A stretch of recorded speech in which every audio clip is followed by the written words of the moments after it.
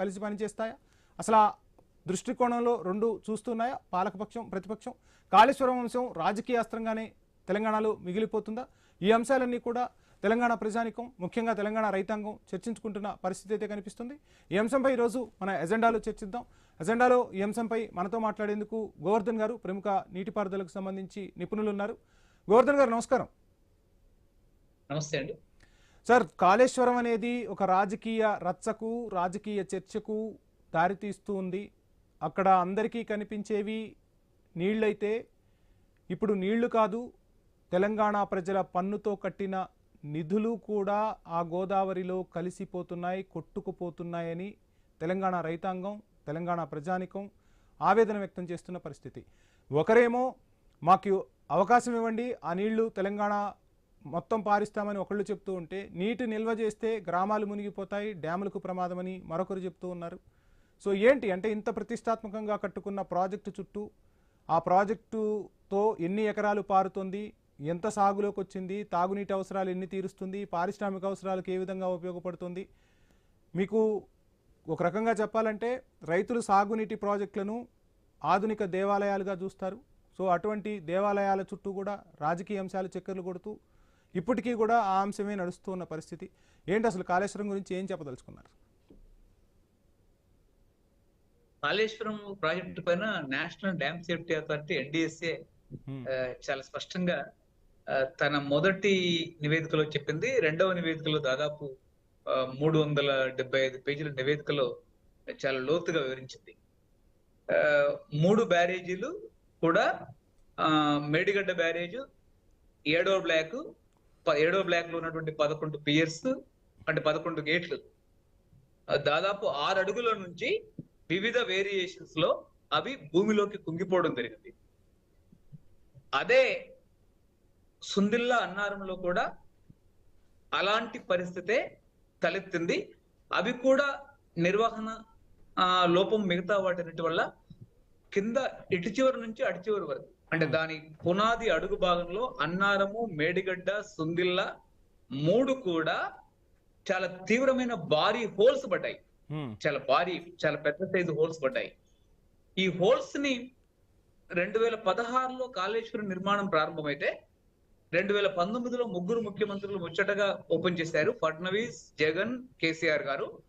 మొదటి 2019లోనే 3 బ్యారేజీలలో అటు చివరి నుంచి ఇటు చివరి వరకు కూడా చాలా భారీ హోల్స్ పడ్డాయి, రంధ్రాలు పడ్డాయి పునాది అడుగు భాగంలోంచి.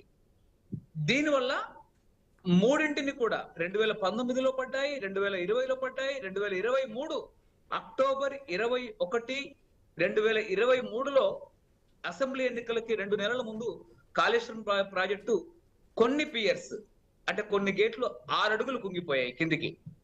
మిగతావి దాదాపు వివిధ వేరియేషన్స్ లో మిగతావి కూడా 7వ బ్లాక్ లో 11 గేట్లో వివిధ వేరియేషన్స్ లో కుంగిపోయాయి. వాటన్నింటినీ కూడా ఇది కేసీఆర్ ప్రభుత్వ హయాంలో NDSA ప్రాథమిక నివేదికలో ఏం చెప్పింది అంటే, ఎట్టి పరిస్థితుల్లో 3 బ్యారేజీలు పూర్తి స్థాయిలో పునర్నిర్మాణం చేసే వరకు, రిహాబిలిటేషన్ చేసే వరకు ఎట్టి పరిస్థితుల్లో వాడడానికి వీల్లేదు అని చెప్పడం జరిగింది. ఈ రోజు సమస్య ఎందుకు వచ్చింది? మన డైరెక్ట్ గా ఈ రోజు ఉన్నటువంటి ప్రభుత్వంలో హరీష్ రావు గారు, కేటీఆర్ గారు, రేవంత్ రెడ్డి, బీజేపీ మధ్య ఈ రోజు ఎందుకు వచ్చింది అంటే, ఎల్నైనా వచ్చింది, నీటి కరువు దేశవ్యాప్తంగా వచ్చింది, ప్రపంచంలో అనేక చోట్ల వచ్చింది. ఈ నీటి కరువును పరిష్కరించడానికి గత 3 సంవత్సరాలు దాదాపు రేపు డిసెంబర్ కాలాన్ని చూసుకుంటే ఇప్పటి వరకు దాదాపు 2.5 సంవత్సరాల కాలం రేవంత్ రెడ్డి ప్రభుత్వం పరిపాలనా కాలం అయిపోయింది. ఈ 2.5 సంవత్సరాలలో రేవంత్ రెడ్డి ప్రభుత్వం తుమ్మిడిహెట్టి ప్రాజెక్టు నిర్మాణానికి చేసినటువంటి ఏ రకమైనటువంటి చిత్తశుద్ధితో కూడినటువంటి ప్రయత్నం లేదు. కావున కాళేశ్వరం కొరకు ఖర్చు పెట్టినటువంటి 94,000 కోట్లు, దాదాపు 1,00,000 కోట్ల ఇన్ఫ్రాస్ట్రక్చర్ మూలధనం అంతా కూడా నిరుపయోగంగా మారిపోయింది. అంటే అన్నారము, మేడిగడ్డ, సుందిల్లా లోంచి గత 2.5 సంవత్సరాలలో ఒక చుక్క నీరు కూడా ఎత్తిపోయలేదు.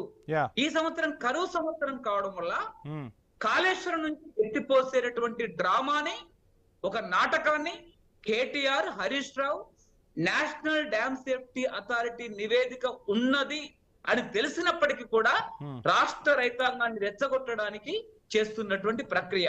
దీంట్లో అంటే కాంగ్రెస్ ప్రభుత్వం కాళేశ్వరానికి ప్రతిగా మేము పాత తుమ్మిడి హెట్టుని రాజశేఖర్ రెడ్డి తలపెట్టినటువంటి 2008 తుమ్మిడి హెట్టుని తీసుకొచ్చి ఎల్లంపల్లి ప్రాజెక్టు దగ్గర రాజశేఖర్ రెడ్డి ఏదైతే తలపెట్టి కలుపుతానని చెప్పేసో ఆ ప్రాజెక్టు నిర్మాణం చేస్తానని చెప్పారో ఆ ప్రాజెక్టు నిర్మాణం చేయడంలో ఉత్తమ్ కుమార్ రెడ్డి నీటిపారుదల శాఖ, రెండవది రేవంత్ రెడ్డి దారుణమైన వైఫల్యం ఉంది.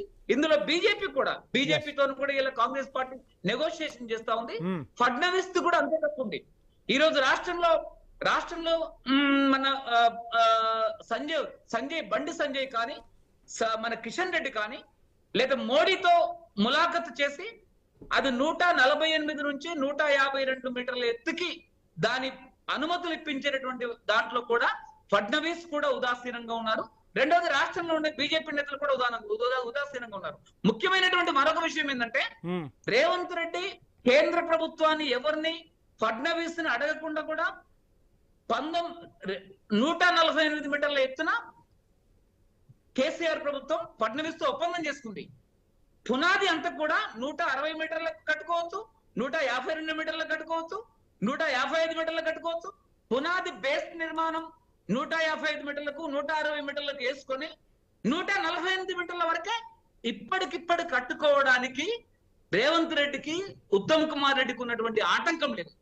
ఇది కనుక రేవంత్ రెడ్డి ప్రభుత్వం రాగానే కనుక చేసి ఉండినట్లయితే మొదటి సంవత్సరంలోనే 23 డిసెంబర్లో రేవంత్ రెడ్డి ప్రభుత్వం ఏనాడైతే ప్రమాణ స్వీకారం చేసిందో ఆ ప్రమాణ స్వీకారం చేసిన నాటి నుండి ఈ రోజు వరకు పని తలపెట్టినట్టయితే ఈ రోజు ఈ చర్చ వచ్చి ఉండేది కాదు.